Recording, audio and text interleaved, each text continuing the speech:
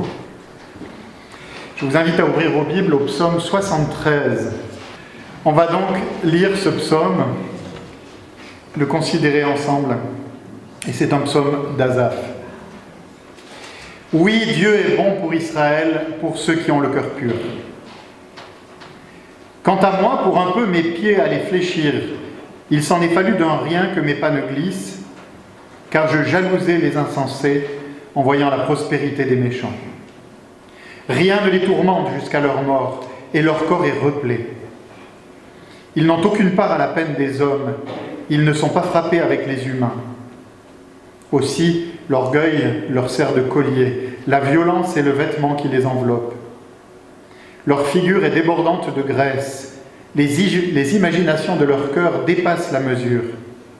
Ils raillent et parlent méchamment d'opprimés, ils parlent haut, ils élèvent leur bouche jusqu'aux cieux et leur langue se promène sur la terre. Voilà pourquoi son peuple en arrive là.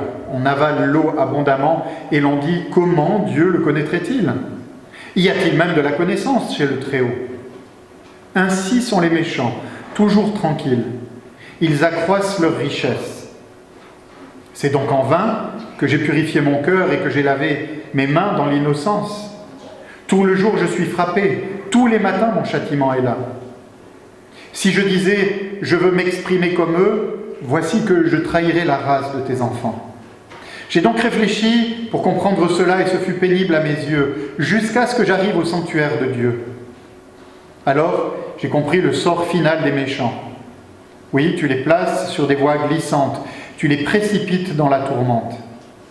Comment? En un instant, les voilà en pleine désolation. Ils sont à bout, achevés par l'épouvante. Comme un songe au réveil, Seigneur, à ton éveil, tu repousses leur image. Lorsque mon cœur s'aigrissait et que je me sentais percé dans les reins, j'étais stupide et sans connaissance. Avec toi, j'étais comme les bêtes. Cependant, je suis toujours avec toi. Tu m'as saisi la main droite. Tu me conduis par ton conseil. Puis, tu me recevras dans la gloire. Qui d'autre ai-je au ciel? En dehors de toi, je n'ai aucun plaisir sur la terre. Ma chair et mon cœur peuvent défaillir. Dieu sera toujours le rocher de mon cœur et ma part. Car voici que ceux qui s'éloignent de toi périssent. Tu réduis au silence tous ceux qui te sont infidèles. Pour moi, m'approcher de Dieu, c'est mon bien. Je place mon refuge dans le Seigneur, l'Éternel, afin de raconter toutes tes œuvres. Voici donc le texte de ce matin dans la parole de Dieu. Rappelez-vous qu'au chapitre 31, nous avions réfléchi ensemble avec le psalmiste à propos de ce qu'il nous arrive parfois, c'est-à-dire de passer par des temps de crise au cours desquels nous sommes trouvés victorieux en nous réfugiant en l'Éternel, et puis de nouveau nous vivons une crise quelque part similaire à la précédente, mais là, étonnamment, alors que la première fois nous avions trouvé rapidement la victoire en Dieu, en Christ, eh bien tout à coup c'est beaucoup plus difficile. Pourquoi? Parce que, alors que peut-être la première fois on avait tout de suite tourné nos regards vers lui, la seconde fois on reste fixé sur nos problèmes. C'est ce qu'expérimente David, jusqu'au moment où il entre dans la présence de Dieu et que de nouveau il peut trouver ce refuge et cette délivrance en Dieu. Et on avait dit, en lien avec ce psaume 73, raison donc de ma prédication, je n'ai pas 4 prédications dans mon ministère, je vous rassure, nous avions vu dans le psaume 31 que, comme dans le psaume 73, il est un moment charnière dans nos vies, il est souvent des moments charnières dans nos vies, où un moment particulier qui se répète, c'est lorsque nous tournons de nouveau nos regards vers l'Éternel. Ceci étant dit, permettez-moi quelques questions non exhaustives que nous pouvons nous poser, que se posent beaucoup de nos concitoyens, de nos frères et sœurs, telles que Dieu est-il bon lorsque, après des années de travail fidèle, je suis licencié pour raisons économiques, peut-être dû au Covid ou à la Covid, parce que je n'arrive pas à me faire à la Covid, alors que d'autres, en revanche, sont promus avec même un salaire plus important. Et cependant, j'étais fidèle dans mon travail, je me suis investi corps et âme pour mon entreprise, pour mon bureau, etc. Est-ce que Dieu est bon lorsque j'apprends que je suis gravement malade, alors que d'autres de mon âge se portent bien, sont en pleine santé et profitent de la vie? Est-ce que je ne mériterais pas de la part de Dieu de pouvoir moi aussi profiter de la vie et des beaux jours, ou d'autres jours, de plus longues journées, ou enfin profiter de mes vieux jours? Voilà. Est-ce que Dieu est bon lorsque, arrivant à la retraite, je n'ai que le strict nécessaire pour vivre? Alors que d'autres, au même âge, prenant aussi leur retraite, eh bien, se paient des voyages, découvrent le monde. Et pourtant, j'ai été fidèle, encore une fois, et même fidèle dans l'Église. J'ai donné, offert ma dîme régulièrement, mois après mois, pendant tant d'années. Est-ce que Dieu est bon lorsque mes enfants peinent à trouver du travail alors qu'ils ont fait leurs études, alors que finalement nous avons investi tant et tant dans notre couple, dans notre famille, pour eux, alors que d'autres sont pistonnés par papa et maman?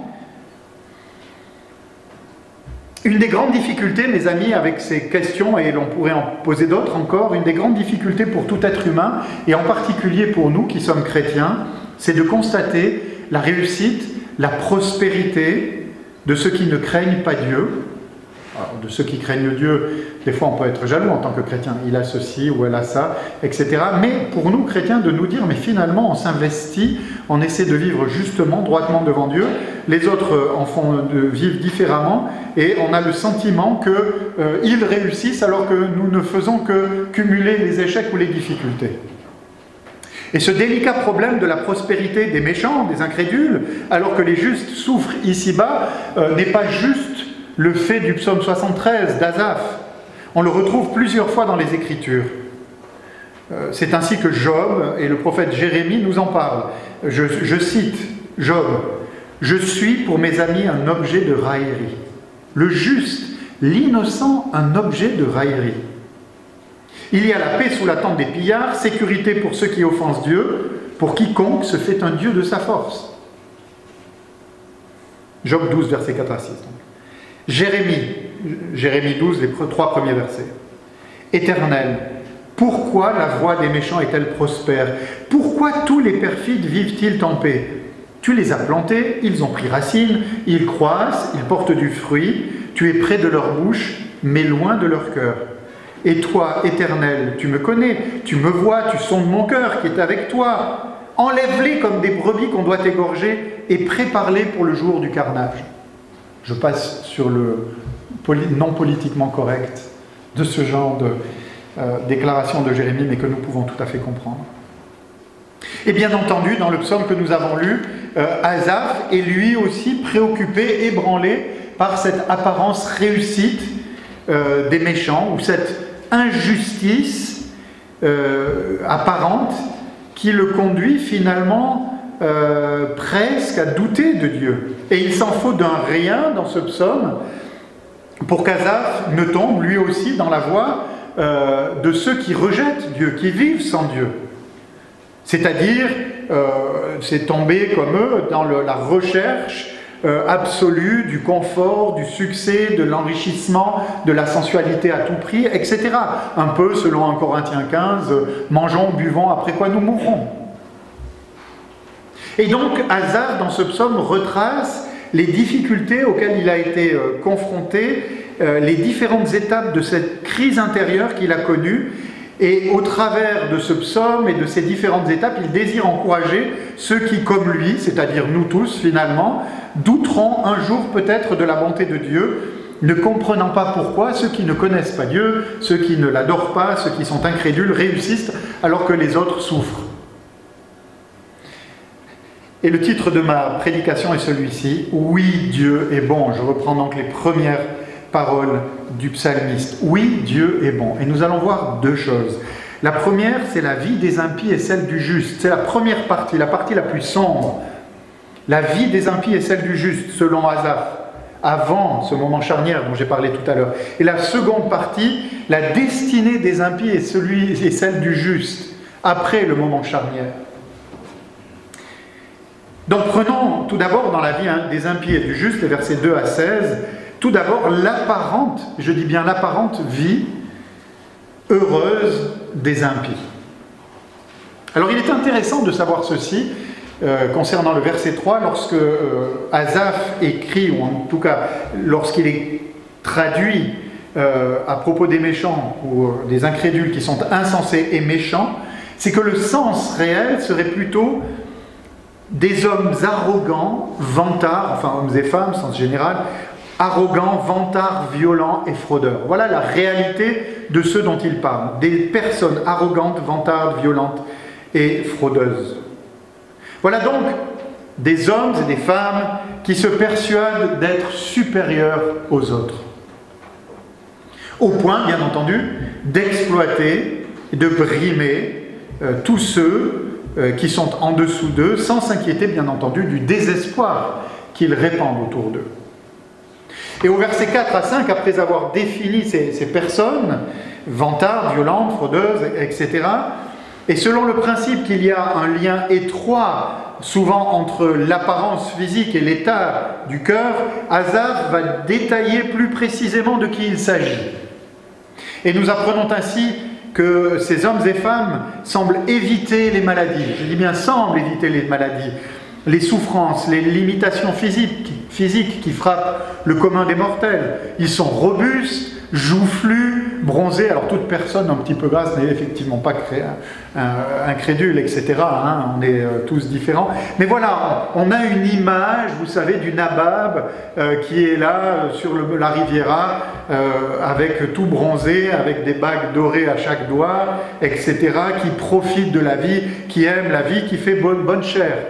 Et le psalmiste dit ceci: rien ne les tourmente jusqu'à leur mort. Leur corps est chargé d'embonpoint. Ils n'ont aucune part aux souffrances humaines. Ils ne sont point frappés comme le reste des hommes.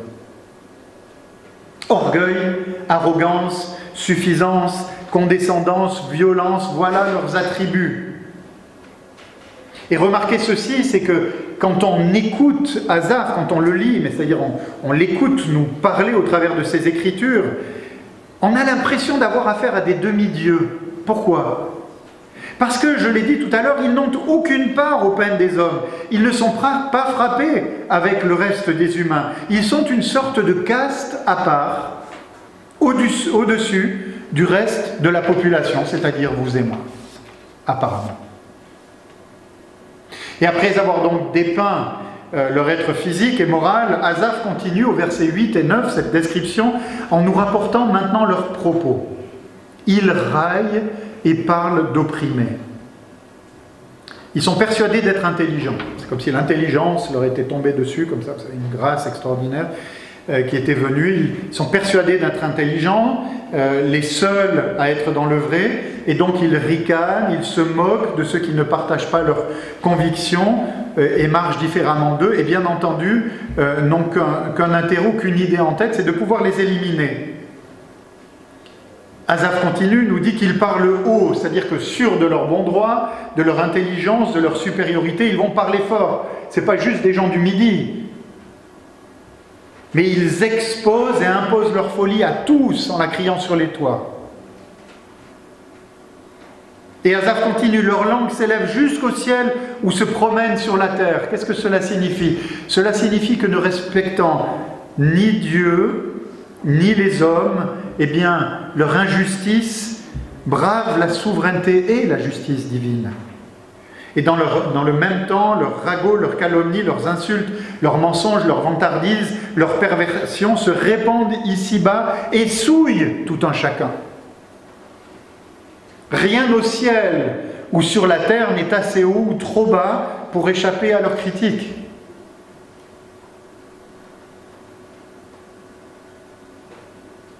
Et le pire pour Asaph, le pire, c'est que cette souillure et cette perversion de ces hommes se répand sur tout le peuple, qui les regarde et qui les écoute béatement, ébloui par cette pseudo-sagesse. Voilà une traduction un peu plus claire peut-être du verset 10. « Ainsi le peuple se détourne vers la source d'une telle abondance. » Et pour couronner le tout, au verset 11, Asaph nous apprend que ces méchants et ceux qui les suivent se rassurent et s'encouragent mutuellement dans leur folie en proclamant que Dieu, de toute façon, est tellement éloigné qu'il ne sait pas, qu'il n'entend pas, qu'il ne voit pas, la folie de leurs propos et de leurs comportements, comment Dieu saurait-il? Comment le Très-Haut connaîtrait-il? Donc de toute façon, voilà un Dieu qui est peut-être, pour ceux qui croient qu'il existe, qui est là, qui est peut-être le Dieu à l'origine de toute chose, qui a donné le mouvement premier, hein, qui est la cause première, mais qui a laissé le monde sans lui, et donc il ne se préoccupe pas tellement d'eux et de ce qui se passe ici-bas. Mes amis, nous côtoyons journellement par la presse, les médias, les réseaux sociaux, peut-être dans nos connaissances, dans le monde des affaires, en famille, professionnellement, quel que soit votre boulot, ce genre de personnes. J'avais envie de dire en particulier en France. Moi, je pense en particulier en France, parce que je pense qu'on est un pays arrogant, vraiment arrogant, suffisant.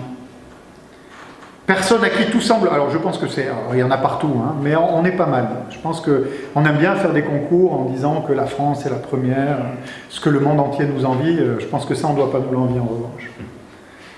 Eh bien ce genre de personnes, on connaît ce genre de personnes à qui tout semble réussir intellectuellement, professionnellement, sentimentalement, physiquement, etc. Et ces gens qui nous apparaissent un peu comme étant au-dessus du lot, semblent n'avoir besoin ni de Dieu ni des hommes, et quoi qu'ils fassent, tout semble leur réussir. Arrogants, suffisants, manipulateurs, cyniques. Beaucoup les craignent. Un grand nombre même les admire secrètement. Et ce qu'il y a de terrible dans ce psaume, dans la première partie, c'est qu'au contact de ces personnes, quelqu'un de mal affermi, quelqu'un passant tel Asaph par un temps de doute, peut facilement à un moment donné être désarçonné, séduit et tomber dans le piège de leur porter envie et de vouloir suivre leur voie. Mais finalement, à quoi bon? Vivons comme eux. Parce qu'il peut sembler que ces gens ont finalement compris la vie, le vrai sens des choses, que l'on s'est donc trompé de voie. Et la question qui vient dès lors à l'esprit est celle-ci, un peu à l'image de ce qui s'est passé en Genèse 3, lorsque le diable a dit à Adam et Ève, mais est-ce que Dieu a réellement dit qu'il ne fallait pas prendre du fruit de l'arbre de la connaissance du bien et du mal? Eh bien, la question de fond est quelque part celle-ci, mais est-ce que Dieu est vraiment bon? Est-ce que vraiment ça sert à quelque chose d'obéir à sa volonté? Est-ce que finalement il n'y a pas une possibilité d'adaptation, une sorte de compromis possible? C'est donc, ou c'est alors, plutôt qu'à l'instar d'Asaph, les doutes à propos de la bienveillance de Dieu affluent. Le contentement fait place à l'insatisfaction. L'amertume remplace la joie en Dieu. La convoitise fait son chemin. Et ce que l'on sait être interdit par Dieu semble tout à coup bon et agréable. Mes amis, combien de fois, d'une façon ou d'une autre, n'avons-nous pas convoité la vie de ces gens qui nous semblent au-dessus de tout? À la vie apparemment heureuse de ces injustes, eh bien, nous découvrons, au verset 13 à 16, la vie apparemment malheureuse du juste. On est toujours dans cette partie sombre du psaume. Il expose maintenant son infortune. Il s'est toujours efforcé de plaire à Dieu. En purifiant ses mains, nous dit-il. C'est-à-dire en adaptant du mieux qu'il le pouvait sa conduite, ses paroles, ses pensées, aux exigences de la loi divine, aux exigences de la loi morale de Dieu. Quel profit en a-t-il retiré? Eh bien, selon lui, absolument aucun. Tous les efforts qu'il a fournis jusque-là pour vivre une vie sainte ne semblent lui avoir apporté finalement aucune preuve, ne semblent lui avoir apporté aucune preuve de l'approbation divine. Bien au contraire, il semble même que chaque jour lui apporte son lot de souffrance, c'est-à-dire obéissance égale souffrance. Alors que les impies, eux, restent impunis, s'engraissent et se repaissent de leur convoitise et de leur perversion, eh bien lui, qui fait ce qui est juste au regard de Dieu, récolte un lot de châtiments injustes. Je cite, « Chaque jour je suis frappé, tous les matins mon châtiment est là. » La vie avec Dieu, c'est une vie de maso. Vous voulez souffrir? Obéissez à la loi de Dieu, vous allez voir. Et les réflexions les plus amères à l'égard de Dieu, de sa loi et de sa vie se font jour dans son esprit. Je le disais il y a quelques instants en arrière. C'est donc en vain que j'ai purifié mon cœur et que j'ai lavé mes mains dans l'innocence. Mais en quelque sorte, mais à quoi sert-il de faire le bien pour en être récompensé? De la sorte, à quoi sert-il d'honorer Dieu finalement s'il nous traite plus mal que ceux qui le déshonorent? Est-ce que finalement je me suis trompé de voie? Est-ce que j'ai marché pendant tant de décennies ainsi, mais comme un fou, alors que les autres ils s'en donnent à cœur joie? Mais qui est celui qui me récompense finalement si mal de ma fidélité? Ainsi donc, la jalousie à l'égard des injustes, la convoitise de leur jouissance, l'incompréhension de la providence de Dieu conduisent Asaph à des sentiments d'aigreur et de doute vis-à-vis de l'Éternel. Et la question est celle-ci, mais est-ce que Dieu est vraiment bon? Est-ce que vraiment il est bon? Est-ce qu'il entend mes prières? Est-ce qu'il voit qui je suis? Est-ce qu'il connaît mes souffrances? Mais qu'est-ce qu'il fait au fond? Mes amis, les réactions d'Asaph, qui sont extraordinaires, enfin ce psaume, comme tous les psaumes d'ailleurs, ce psaume 89 que nous avons lu en partie, je vous encourage de relire, ce psaume d'Asaph est extraordinaire parce qu'il formule si clairement, un peu comme David l'autre jour au psaume 31, au psaume 32, il formule si précisément, si bien ce que nous vivons et ressentons. Ce témoignage d'Asaph doit être pour nous un solennel avertissement. Dès lors que l'on prend pour référence, dès lors que l'on prend pour norme ceux qui ne craignent pas Dieu, et que l'on compare leur vie sans limite à nos renoncements, dès lors que l'on regarde à ces gens-là et que l'on se dit « mais ils font ce que j'ai envie de faire parce que je suis un être pécheur et j'aimerais tellement faire ça, mais je sais que c'est injuste. » Mais ils le font. Dès lors que l'on compare notre vie à la leur, à leur infidélité, à leur incrédulité, à leur corruption, etc., donc nos renoncements à ce qu'ils sont, eh bien l'insatisfaction, l'aigreur et la convoitise nous envahissent. Et dès lors, la paix avec Dieu nous quitte. Le doute vient et l'on est très proche de la chute.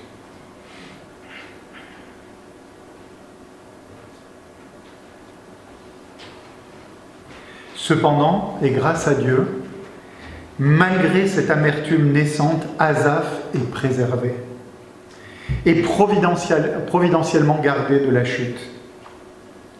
Son indéfectible attachement à la loi de ses pères, la loi mosaïque, l'empêche de tomber. Écoutez ce qu'il dit et qui est extraordinaire. C'est le début de la charnière du psaume. « Si je disais, je veux m'exprimer comme eux, voici que je trahirais la race de tes enfants. »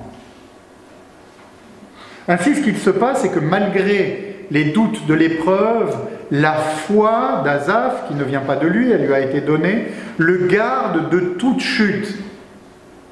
J'ai envie de faire comme eux, j'ai envie de vivre comme eux, parce que j'en ai marre de souffrir tous les jours alors que je fais juste. Mes amis, je l'ai tellement entendu. Je le vis moi-même, et je l'ai tellement entendu de la part de gens qui me sont si chers. Et pourtant, il y a quelque chose qui est là, un peu comme si on était gardé par un petit fil d'Ariane. Vous savez, ce fil de l'araignée si solide, mais qui est invisible. Je suis prêt à tomber, mais je ne tombe pas parce qu'il y a quelque chose là qui est tellement attaché au plus profond de moi-même. Et ça, c'est véritablement la foi que Dieu donne. Dieu, mes amis, n'abandonne jamais ceux qui lui appartiennent, malgré les doutes, les convoitises et les chutes, parce que nous doutons, parce que nous convoitons et parce que nous chutons, il garde toujours précieusement les siens. Regardez Pierre, après avoir renié Christ, David, après son adultère avec Bathsheba, on en a parlé au psaume 32. Mes amis, c'est lorsque Asaph pénètre, inspiré par Dieu, pénètre dans la présence de Dieu, lorsqu'il s'approche de lui, que tout son système de pensée change. C'est à ce moment-là, à ce moment-là précis, on est dans la charnière là. C'est au moment où il renonce à écouter les hommes, à raisonner follement, au moment où il confesse la faillite de son intelligence, au moment où il comprend que cette question de postérité des méchants et de la souffrance des justes, finalement, était une fausse problématique, qu'il change de pensée et qu'il en vient à considérer les choses selon une nouvelle perspective et une perspective vraie, c'est-à-dire la perspective de Dieu. Cette première partie du verset 17, jusqu'à ce que j'eusse pénétré dans les sanctuaires de Dieu, c'est une vieille traduction, est ainsi comme est la charnière de ce psaume. C'est un virage qui est en train d'être amorcé. C'est pas qu'Asaph l'amorce de lui-même. Il en est bien incapable, il est trop perdu dans ses pensées, dans cette insatisfaction au bord du précipice. C'est parce que Dieu agit. Dieu agit dans son cœur à ce moment-là, parce que Dieu l'aime, et il chérit tellement l'esprit qu'il a mis en lui, qu'il l'empêche de tomber. Et donc c'est lui qui amorce dans le cœur de cet homme, dans le cœur du psalmiste, ce changement. Et alors que les versets précédents étaient sombres, étaient angoissants et terribles, eh bien maintenant, en rentrant dans la présence de Dieu, parce que Dieu lui rappelle qu'il est là, eh bien la lumière se fait, la paix revient, la gloire et la justice de Dieu, la gloire de Dieu transparaissent. Vous êtes tous avec moi? Lorsque Asaph s'approche de Dieu, mes amis, celui-ci apaise le cœur troublé de son serviteur. Il lui ouvre l'intelligence. Il lui révèle quelque chose d'incroyable, c'est la destinée terrible qui attend les impies et surtout la gloire qu'il réserve aux siens. Mes amis, avant de développer ce que je viens de dire à l'instant, ça sera la dernière partie de cette prédication, lorsque le découragement, le sentiment d'injustice, le ras-le-bol vous accable, que le mécontentement tape à la porte, lorsque vous doutez de Dieu et que vous aspirez à la vie de ceux qui ne le connaissent pas, des incrédules, changez d'angle de vue. Et pour changer d'angle de vue, approchez-vous de Dieu. Examinez les choses non pas selon ce monde, non pas selon vos envies, non pas selon la corruption généralisée qui appelle le bien mal et le mal bien, mais examinez les choses selon sa parole. Laissez Dieu transformer vos pensées.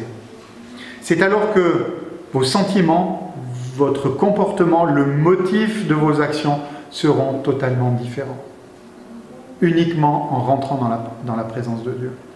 Beaucoup de chrétiens qui passent par des temps de souffrance, par des temps de dépression spirituelle, passent par ces moments-là parce qu'ils restent, comme au psaume 31 que nous avons vu ensemble à l'automne, ils en restent à un niveau horizontal des choses et ne voient pas les choses selon Dieu, ne prennent pas de la distance avec Dieu sur leurs problématiques, tout aussi compliquées qu'elles puissent être, parce qu'il y a des frères et des sœurs qui passent par des moments si difficiles.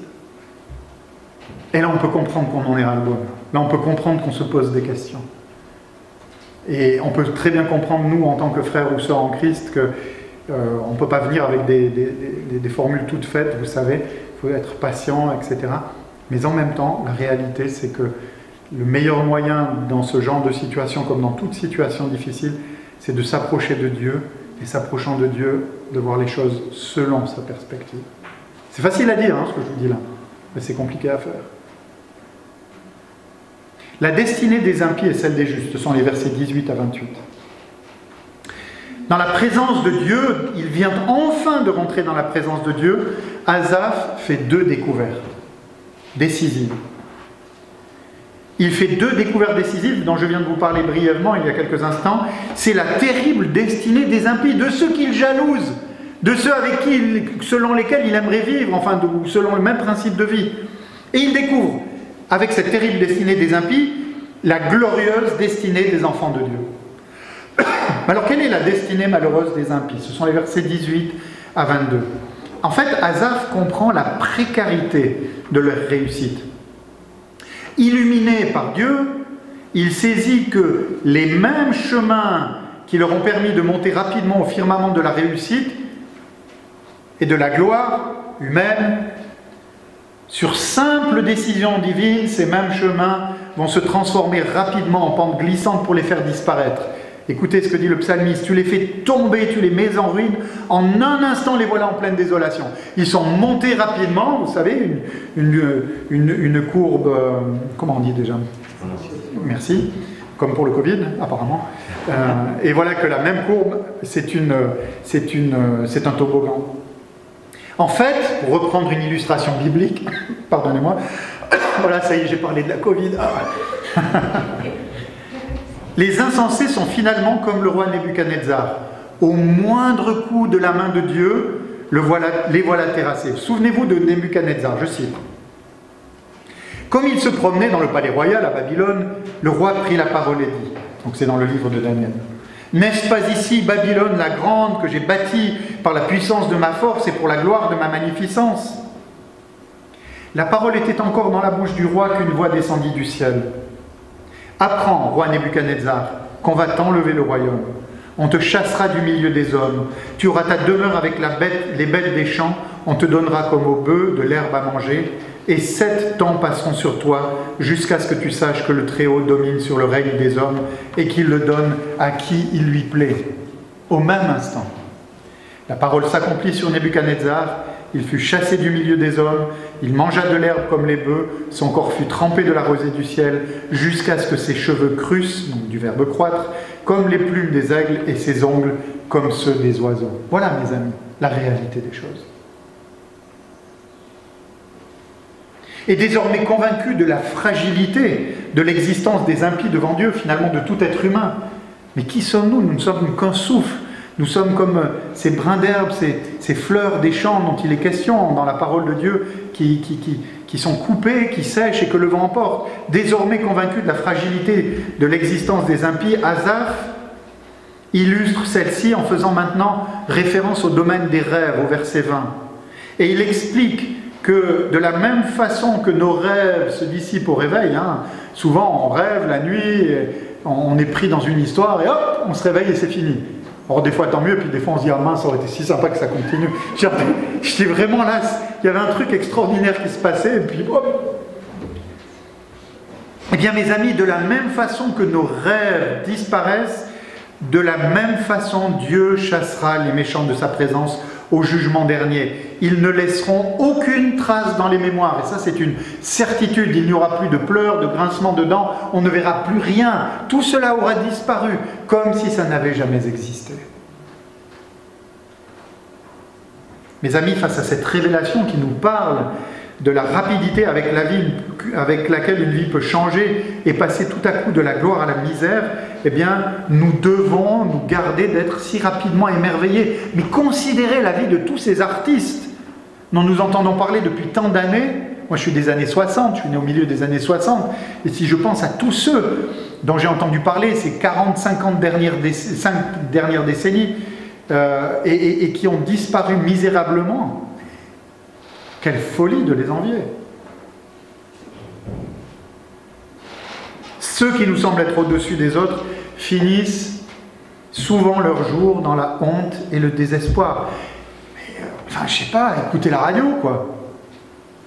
Duhamel, PPDA, qui venait tous les soirs à 20h nous raconter les histoires, j'en passe, c'est des meilleurs. Bon, je ne fais pas de la politique, je ne veux pas faire celui qui passe à la radio, oui, alors il y a une enquête, enfin, je ne peux pas me prononcer là-dessus, mais de façon évidente. Honte, désespoir à cause de l'orgueil et de la violence. Mes amis, cette justice divine devrait d'ailleurs nous consoler dans nos vies compliquées, difficiles, particulièrement lorsque nous sommes confrontés justement à une telle réussite des impies et tentés de convoiter leurs biens et surtout d'imiter leur comportement. Asaph nous apprend surtout une chose essentielle dans notre vie chrétienne, c'est que jalouser les méchants et nous aigrir contre Dieu, écoutez bien, nous ravale au rang de l'animal. C'est incroyable. Jalouser les méchants, être ingrat à l'égard de Dieu, nous aigrir contre lui, nous ravale au rang de l'animal. Pourquoi? Parce que l'animal ne s'attache finalement, ne se préoccupe finalement que de ses besoins matériels, de ses jouissances sensuelles. Il dort, il mange, il fait ses besoins, se reproduit, c'est tout. On a un chien, je pense que j'en avais parlé la dernière fois, Sherlock, c'est un teckel, très sympathique, pas très viril, très mauvais gardien, très sympathique. Il ne pense qu'à ça. Tous les matins, il vient vers moi parce qu'il sait que je vais lui donner son petit bout de pain. Il est tout content parce que ça fait 11 ans qu'il frétille dès qu'on lui ouvre la porte parce qu'il va pouvoir gambader, faire ses besoins, etc. Et puis voilà, sa vie, c'est ça. Eh bien, mes amis, c'est exactement la même chose pour celui qui ne pense que sensualité, confort, réussite ici-bas, et qui rejette Dieu, la gloire de Dieu. Tout est de lui, par lui et pour lui. Tout ça, c'est... Alors que Dieu nous préserve ici-bas de ne rechercher que le bien et la jouissance des corps comme les bêtes, et non la gloire de Dieu en toutes choses. Ce qui ne veut pas dire qu'on n'a pas le droit de jouir des biens que Dieu nous accorde, on est bien d'accord. Enfin, les versets 23 à 28, la destinée heureuse du juste. Après qu'il ait compris la précarité de la vie des méchants,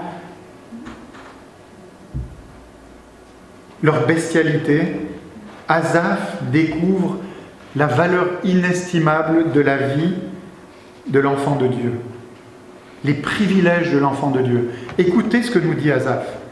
Dieu est avec lui. Tu es avec moi. Tu as saisi ma main. Tu me conduis par tes conseils et tu me recevras dans la gloire. Mais n'est-ce pas extraordinaire? Il est avec lui, il l'a saisi, il le conduit et il l'accueillera. Dieu est avec lui. Qu'Asaph soit abandonné des hommes, privé des affections les plus chères, il sait qu'il ne sera jamais abandonné parce que Dieu sera toujours avec lui, l'accompagnera partout, même jusqu'aux extrémités de la terre. Il sera peut-être laissé par certains, mais Dieu sera toujours là, fidèle, le Dieu dont nous parlait Miguel ce matin, ce Dieu qui fait alliance et qui est fidèle à son alliance. Dieu lui a saisi la main, et quelle sécurité, quelle assurance pour quelqu'un sur le point de glisser. Non, non, non, il retient. Il sait désormais que Dieu l'a saisi puissamment et que nul ne pourra l'arracher de cette main qui l'a sauvé et qui le garde et qui le préserve. C'est vrai que des fois Dieu peut comme soulever sa main de grâce un temps si son enfant s'entête, mais il revient toujours. Dieu le guide par ses conseils. Pour toutes les décisions importantes qu'il doit prendre, Asaph sait qu'il n'est plus réduit juste aux lumières imparfaites de son jugement humain. Il a recours à la parfaite sagesse de Dieu qui est révélée dans sa parole. Encore faut-il la lire et la réfléchir. Pas juste la lire, mais la penser. Et certains nous aident. Il y a pas mal d'ouvrages. Allez à la maison de la Bible. Donc ça, c'était un accord entre Jean-Marc et moi. Tu as vu, j'ai su la placer. Et enfin, Dieu l'accueillera dans la gloire. À la fin de ce pèlerinage terrestre qui durera quelques décennies, la mort, le dernier ennemi, loin de mettre fin aux liens étroits qui unissent déjà Dieu à son serviteur, eh bien la mort sera au contraire le moment où Dieu tendra les bras vers son serviteur et lui dira « C'est bien, bon et fidèle serviteur, entre dans la joie de ton maître. » Et la relation d'Asaph avec son Seigneur sera alors plus étroite, plus forte que jamais. Toutes les frustrations, les humiliations qu'il aura vécues ici-bas, à la vue de la réussite, pseudo-réussite des méchants, bien tout ça sera remplacé par la gloire et l'intimité avec Dieu, parce que Dieu est bien au-delà, dans tout ce qu'il nous donnera, dans tout ce qu'il est, de tout ce que le monde veut faire briller à nos yeux. Bien au-delà, éternellement au-delà, extraordinairement au-delà. Eh bien, mes amis, tels sont aussi nos privilèges, pas simplement Asaph, mais nous tous qui sommes en Christ. Si vous possédez Dieu, et si Dieu vous possède, parce que Dieu est à vous si vous êtes son enfant, comme vous êtes à lui, alors vous avez tout, nous avons tout ce que nous pouvons souhaiter dans ce monde et dans celui qui nous attend. Voilà pourquoi Asaph écrit « Quel autre ai-je au ciel que toi? Et sur la terre, je ne prends plaisir qu'en toi. » Il a déjà anticipé ce qu'il va vivre parfaitement au ciel. Et dans l'émotion qui étreint Asaph, il va même jusqu'à jeter un défi à la souffrance, parce qu'il est un être encore fini, et puis en proie à bien des problèmes, des souffrances. Son corps pourra être détruit par la maladie, son corps pourra être rongé par les soucis. Quoi qu'il puisse lui arriver, écoutez bien, Dieu sera toujours le rocher de son cœur et son partage. Quoi qu'il lui arrive dans les pires moments de la vie, il y aura Dieu et Dieu seul. Et c'est le seul. Il est venu seul ici-bas, il est venu nu, il repartira seul. Mais Dieu et Dieu seul sera avec lui pour toujours. Il en prête serment. Dieu restera toujours l'inébranlable rocher sur lequel il demeurera attaché, sur lequel il bravera les tempêtes jusqu'au jour où il l'appellera à lui. Mais n'est-ce pas bien plus extraordinaire que tout ce que le monde peut nous proposer ? Hier, j'étais sur les Champs-Élysées, mais je vous assure que je ne vais pas y retourner de sitôt. Ah, mon Dieu. Et ces rêves. Mais enfin, je ne sais pas, c'est peut-être parce que je vis à la campagne en Haute-Savoie et que je me balade dans les champs tous les jours pour aller prier, mais c'était terrible. Alors vous me direz, à Genève, il y a bien des voitures, il y a toutes sortes de grosses bagnoles, etc. Mais le nombre de gars qui faisaient les malins avec leurs motos, qui faisaient ronfler les voitures et tout, on se dit, mais c'est un monde de fous, de vanité, de superficialité incroyable. Alors que nous avons quelque chose de tellement plus glorieux que juste le bruit d'un moteur avec... Bref. Permettez-moi de conclure. Oui, Dieu est bon. Dieu est bon. Le Dieu qui vous a connu de toute éternité. Le Dieu qui vous a révélé son Fils, qui vous a sauvé par son Fils, en qui vous êtes, le Dieu qui vous a conduit à la foi, c'est pas vous qui vous êtes conduit à la foi, qui vous a conduit à la foi en Christ, celui qui vous tient par la main aujourd'hui et qui vous guide, ce Dieu-là vous a préparé une place, elle est prête. Il vous accueillera au jour de votre mort dans sa glorieuse présence pour que vous preniez possession de cette place. Eh bien, mes amis, que celui qui est tenté de tomber en enviant les méchants, en devenant comme les bêtes, pénètre aujourd'hui dans les parvis de ce Dieu-là. Examine toutes choses à sa lumière. Alors, ses pensées, ses sentiments, son comportement, ses motifs changeront. Et il pourra s'écrier, d'ores et déjà maintenant, « Dieu sera toujours le rocher de mon cœur et ma part. » Et surtout, par-dessus tout, et gardez cela en conclusion de ce message ce matin, pourra dire « Pour moi, m'approcher de Dieu, c'est mon bien. Pour moi, m'approcher de Dieu, c'est mon bien. Le mien, le seul. » Que Dieu nous accorde cette grâce. Amen.